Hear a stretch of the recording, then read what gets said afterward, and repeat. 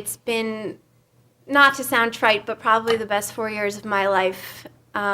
It's been an incredible experience. But one of the comforts of being a Bates student is knowing that in being a Bates student, it's a gift that keeps on giving. And I know that being a part of the Bates community, it will continue, I feel like, decades and decades forward. So I guess just to share a more concrete example of this, I'm the president of the Merrymanders at Bates, the all-female a cappella group, and this past year we celebrated the 50th anniversary of our group. So actually the earliest Merrymander came back to Bates, Mrs. Mary Cowan, in addition to people from the 70s and the 60s and the 50s, and I had a moment where I was on stage just singing with all of these women, and they were extraordinary. I mean, they had gone on to do really, really great things, and they still were vocally in great shape. And there was just this moment where it's like, yes, I'm at Bates for 4 years, and it's sad that it will end, but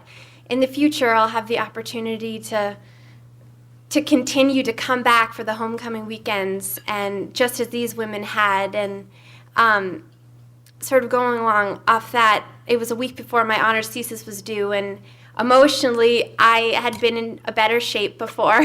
And it was like my guardian angel. I saw Mary Cowan, this is the first Merrymander, who was actually a writer herself. I saw her in Ladd Library. I had never seen her there before.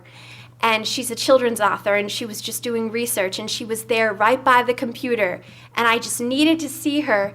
And she said something. She said, it all works out. It all works out. Something like that.